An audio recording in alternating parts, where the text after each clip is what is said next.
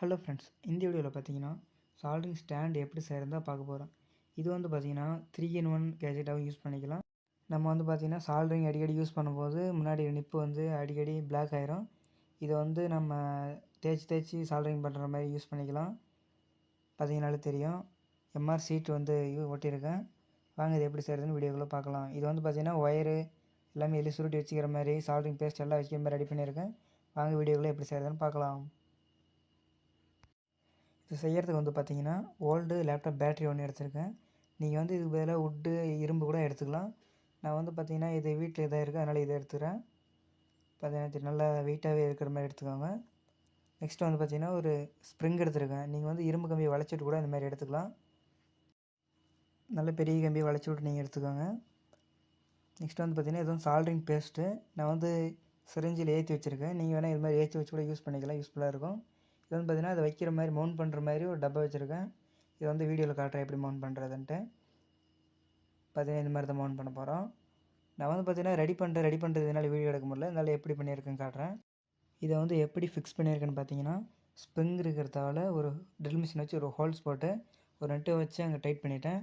இங்கே வந்து பார்த்தீங்கன்னா இரும்பு கம்பி வளைச்சி விட்டு ஒயர் வைக்கிற மாதிரி ஒரு செட்டப் வந்து ரெடி பண்ணிக்கிட்டேன். அப்புறமா எம்ஆர் சீட் எடுத்து அதில் வந்து பார்த்தீங்கன்னா சின்னசாக ஒரு ஹோல் போட்டு ஒரு ஸ்க்ரூ வச்சு அதுவும் வந்து ஒட்டியிருக்கேன். டபுள் சைட் டேப் போட்டு ஒட்டியிருக்கேன். பார்த்தீங்கன்னா இது வந்து சால்ட்ரிங் பேஸ்ட் வைக்கிறதுக்கு வந்து பார்த்தீங்கன்னா ஒரு ஸ்டாண்ட் மாதிரி ரெடி பண்ணியிருக்கேன்.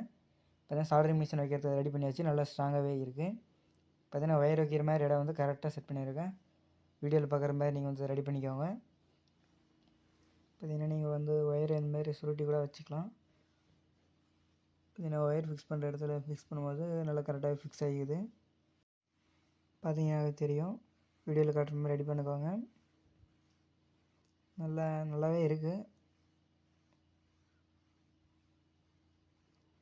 பார்த்தீங்கன்னா நம்ம சால்ட்ரிங் பண்ணும்போது அடிக்கடி வந்து பார்த்தீங்கன்னா நிப்பு வந்து கருகிறோம், பிளாக் கலரில் ஆயிரும். சால்ட்ரிங் பண்ணுறது ரொம்ப கஷ்டமாக இருக்கும். அடிக்கடி அரம் வச்சு யூஸ் பண்ணுற மாதிரி இருக்குது. இது மாதிரி நீங்கள் வந்து பண்ணிங்கன்னா கொஞ்சம் ஈஸியாக இருக்கும். அது தேட தேவையில்லை. இது வந்து ஒரு டூலில் எல்லாமே யூஸ் பண்ணுற மாதிரி யூஸ் பண்ணிக்கலாம். பார்த்தீங்கன்னா தெரியும், நல்ல வெளியேன் ஆகுது.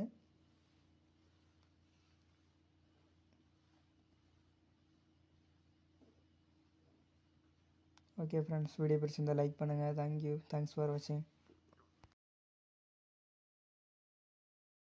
Hello friends, this video sponsor by பார்த்தீங்கன்னா பைமோட் அப்படின்றது பார்த்தீங்கன்னா இது ஒரு இ-காமர்ஸ் வெப்சைட். இப்போ ஃப்ளிப்கார்ட், அமேசான் எப்படியோ அதே மாதிரி இதுவும் ஒரு இ-காமர்ஸ் வெப்சைட்.